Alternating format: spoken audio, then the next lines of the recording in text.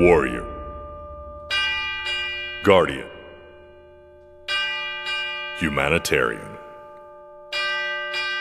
Sailor.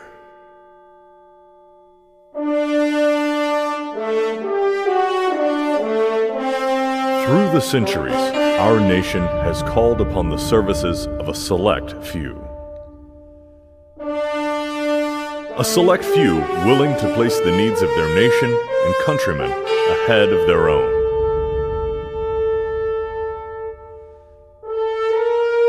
Men and women ready to sacrifice their lives and their freedom to preserve an ideal and a way of life.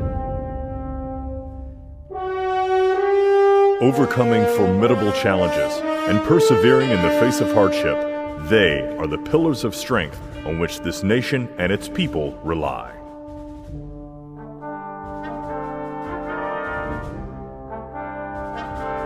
We salute those who make our founding fathers' dream of freedom a reality, and who keep the torch of liberty burning for us today.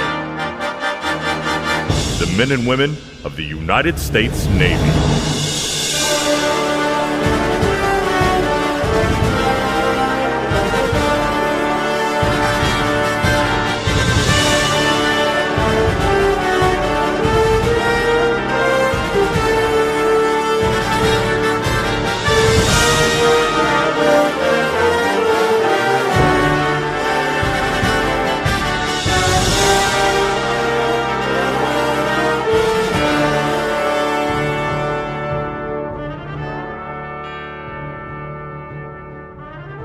Since 1775, sailors in the United States Navy have given all they have to protect and defend the freedom that we all cherish. Though the uniforms and tools have changed, the fighting spirit of the sailor remains the same. Then, now, and always.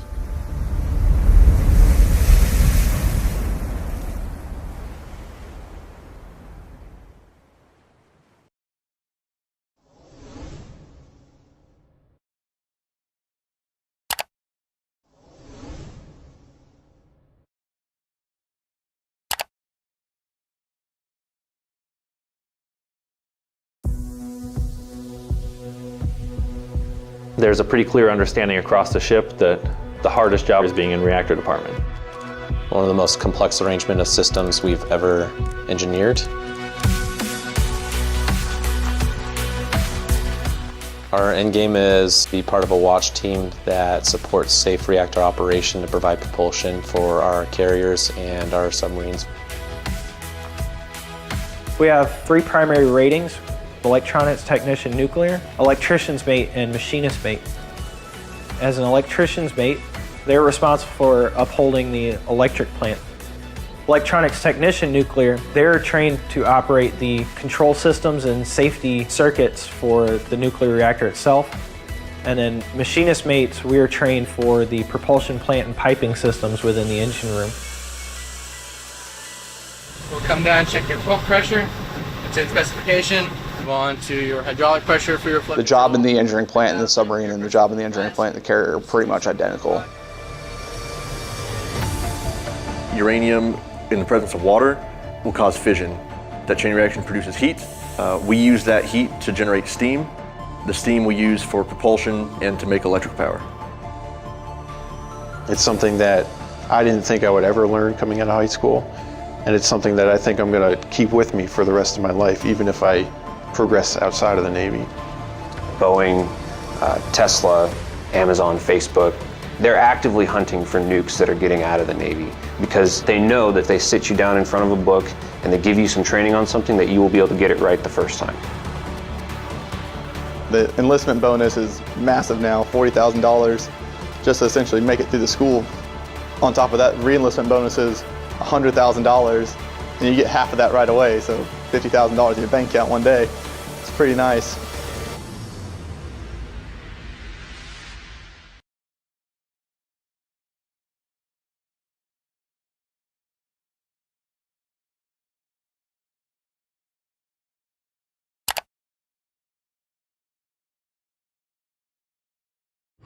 I went out to Afghanistan and, you hear a gunshot wound to the head and you think that person's DOA. when they came into our hospital, there was a 98% success rate.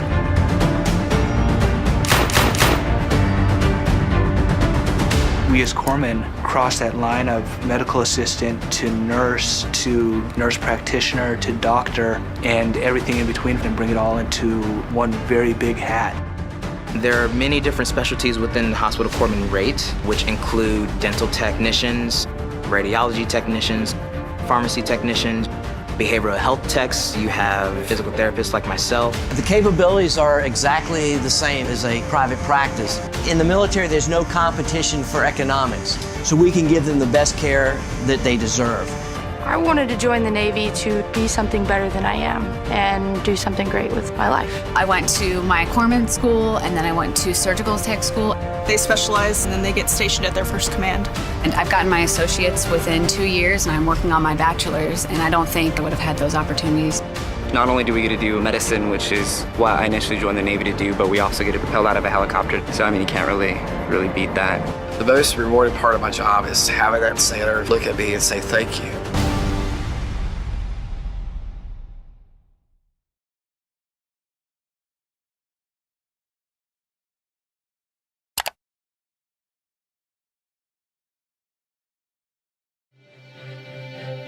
I'm a police officer. I'm a military working dog handler.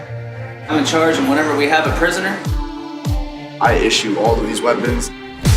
There's so many things you can do as a master at arms. You canine investigations, of course you can do patrol.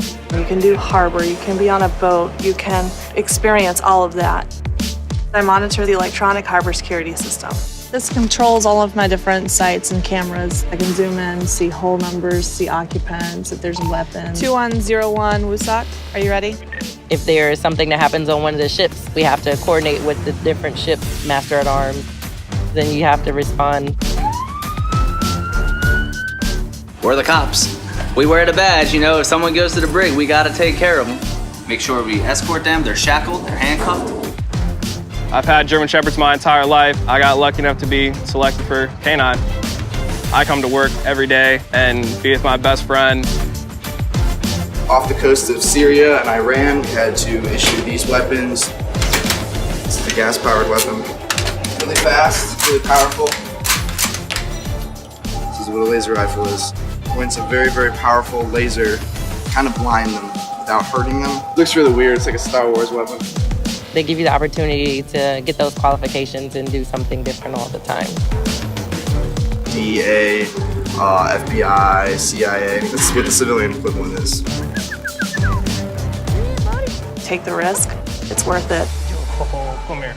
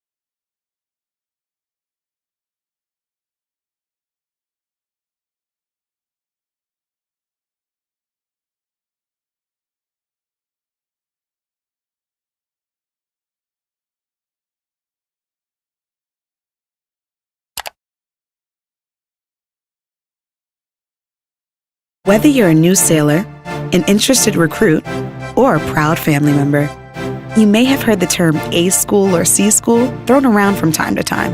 But what exactly are these schools? After boot camp, you'll attend A school in one of many different locations across the country. When you first go to A school, you'll be broken into classes of about 20 to 30 sailors and will live in barrack-style berthing, bunk beds and inspections included. A School can be looked at as a 3 to 6 month post-boot camp school that gives enlisted men and women a basic operator level of knowledge in a particular field of work. A sort of specialized operational school where you'll begin to see your career as an enlisted sailor take form. And it should come as no surprise that physical training is required. Usually, a minimum of 3 one-hour exercise sessions per week. But the training doesn't stop there. Once a sailor has completed A School, the opportunity to get advanced training is presented in the form of C School, which usually comes with a longer commitment to the Navy because of the length of time it takes to train a sailor. Once in C School, your basic knowledge and understanding of the skills you learned in A School will be expanded upon, and you should expect to train up to a year on your specific duty. No matter your career path, both A and C schools will set you up to succeed as an enlisted sailor in the United States Navy.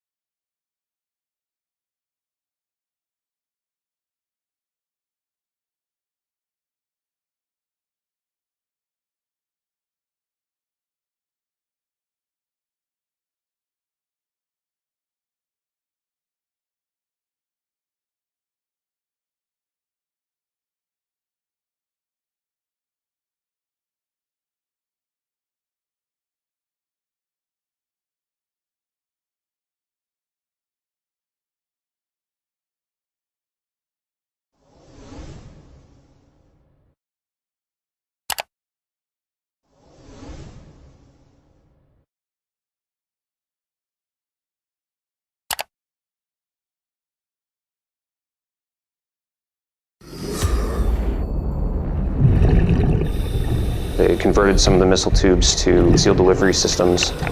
They couldn't find us. Special Warfare Operators, or SOs, is a collective group of Navy SEALs. We train to jump, we train to dive, swim, come out of the water, fight on land, and do anything in between. Our primary weapon is the M4. We use the SIG pistol. We're transitioning to the Glock 9mm. We shoot everything from rocket launchers to automatic weapons, long-range sniper guns. You're going to learn diving equipment. You're going to have multiple different types of fins and masks. Our equipment loadout that we get issued to us from our supply command is just like I can barely fit it into my garage. Say we're going to go into a cold weather environment. We go through training in Kodiak, Alaska.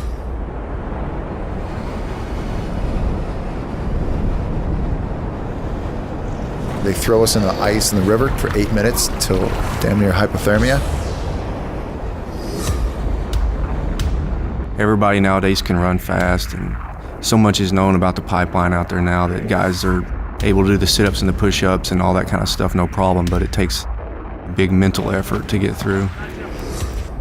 We actually had a couple Olympic athletes and they quit. So what is it that brings a guy to the end besides durability and his body being able to handle it is grit. And how do you measure grit?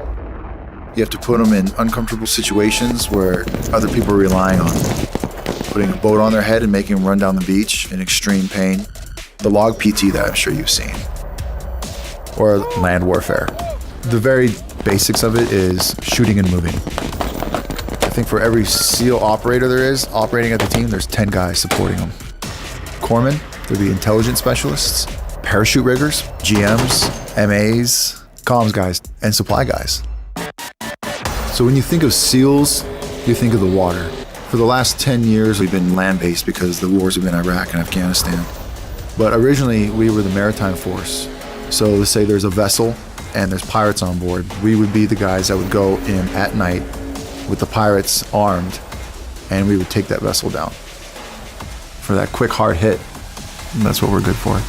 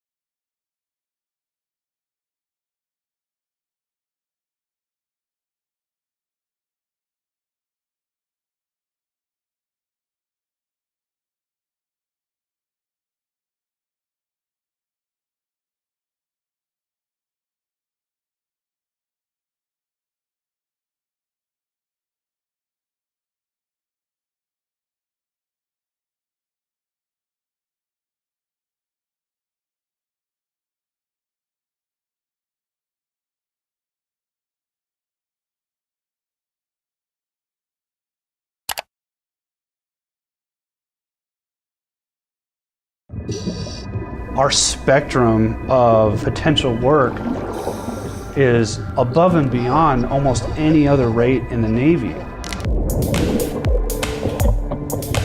We do underwater ships husbandry, we do salvage, and special warfare support. We can also do a lot of deployments. We go all over the world. That's kind of our motto, is we dive the world over. Underwater ships husbandry is the repair and maintenance of underwater hulls and hull appendages on Navy ships. We might need to go down and perform some kind of structural repair. It's a large part of Navy diving. Salvage, that's when we're gonna do walking on the bottom, deep diving, the real down and dirty kind of diving that Navy diving's known for. If a plane or a jet were to go down the middle of the ocean, Navy divers have to go get it. We officially verified a sunken U.S. vessel in Indonesia that was a war grave from World War II. U.S. Navy divers responded to the bridge collapse in Minnesota. Navy divers helped with the aftermath of Katrina. Navy divers helped with recovery efforts in the Philippines and Haiti and the Caribbean and South and Central America, all over Asia. I've salvaged a tank, I've done numerous helicopters, I've deployed to places that I didn't even know where they were on the map. And there's guys that do way above anything that I've ever done. Job satisfaction with being a diver is immense.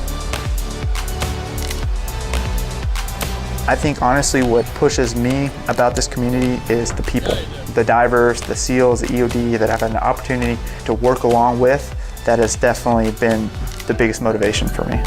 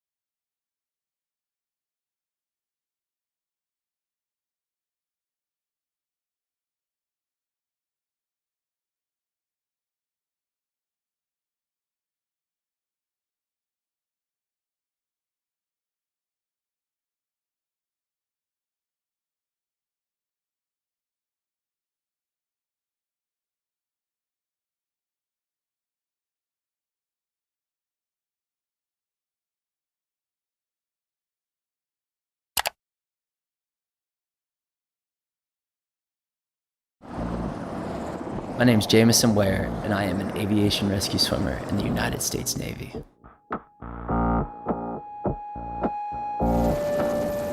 Within the aviation rescue swimmer community, you're going to come across a multitude of missions outside of just search and rescue. They all encompass the idea of so others may live.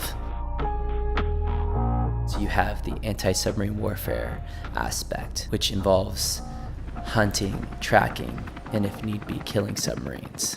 You also have the surface warfare aspect, which entails building the surface pick for the strike group. You have the humanitarian piece. You have the search and rescue piece. You're going to become essentially a jack of trades. But when you really dig deep into the underlying meaning for each of them, they still fall under the bracket of so others may live.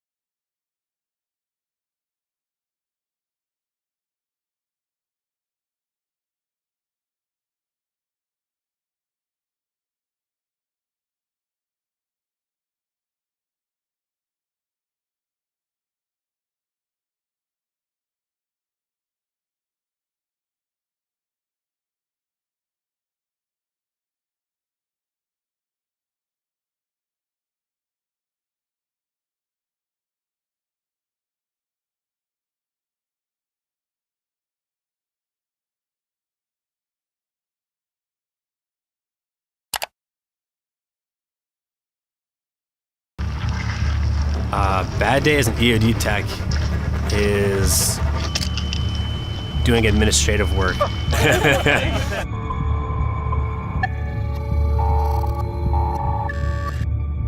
As EOD techs, we work on the ground, integrated with special forces, skydiving and parachuting. We work underwater, clearance of underwater mines. You go down there and you're looking for a mine in the middle of the ocean. Can't really see very well, but it's exciting. We have the surface IED threat today. Most of the time mines are made out of metal, which means they're denser than rocks or sandbars or anything like that. So we use different sensors to try to hone in on that specific shape, specific density, specific signature that a mine is going to give us. You have just your basic multi-tool. That's kind of like your get out of jail. You have your shears to cut stuff, mine probes. You have to be creative. You're not always going to have what you need on hand. And that's kind of where a big part of our training comes in, is to kind of give you the outside of the box thinking. This is the Talon. It has 4 cameras. You can do a lot with the robot. We carry explosive charge with the robot, so we can drop it, end up just blowing it up right there if we want to. Or we can get into more surgical precision movements, cut wires if we wanted to. Every scenario is different. The coolest part is obviously blowing stuff up. Just give me a 10-digit grid on where you're blowing it. That way I can reach back to higher to let them know. Okay, cool. My first impression of it was just, that's a lot louder and heavier than I thought it would be. It's not like in the movies.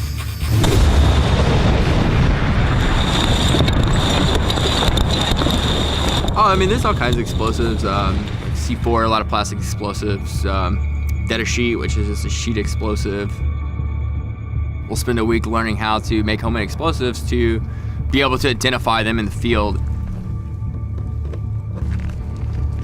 In EOD, there's never a black and white answer.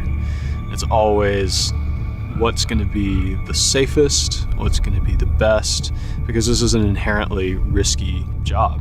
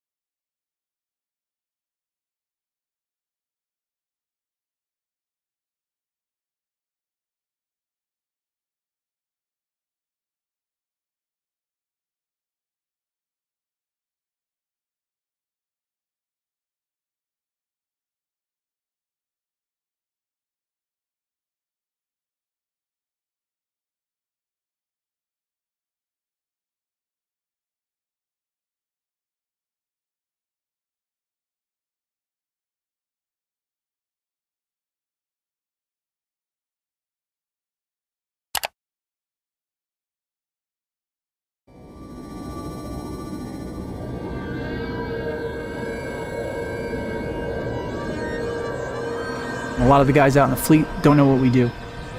We tend to execute very quietly. It's a very tight-knit community.